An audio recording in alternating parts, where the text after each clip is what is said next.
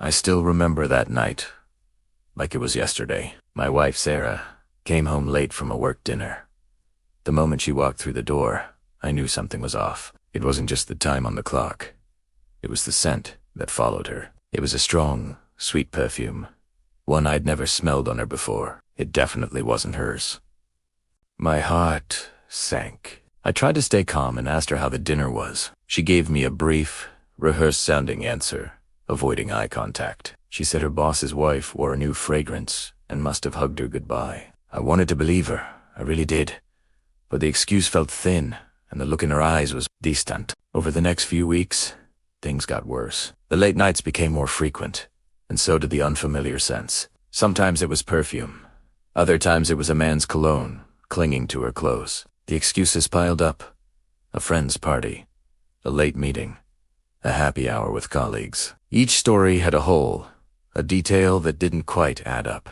My mind raced with possibilities, each one more painful than the last. The trust we had built over years was crumbling with every lie. I started to feel like a detective in my own home, looking for clues I didn't want to find. I'd check her phone when she was in the shower, my hands shaking. I found texts from a name I didn't recognize, filled with inside jokes and flirty emotions. The evidence was staring me in the face, confirming my deepest fears. The confrontation was one of the hardest things I've ever had to do. I laid out everything I had found, my voice cracking with emotion. The dam of her lies finally broke, and the truth came flooding out. She had been seeing someone from her office. The perfume, the cologne, the late night sit was all real.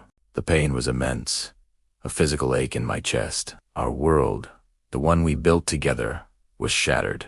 But in that moment of raw honesty, something else happened. We started to talk, really talk, for the first time in months. We talked about why it happened, about the distance that had grown between us, and about what we both truly wanted. The path forward is uncertain, and the hurt is still there. But at least now, there are no more secrets, no more lies, just the painful, complicated truth. Thank you for listening to my story. If you've been through something similar, remember you're not alone. Please subscribe for more stories.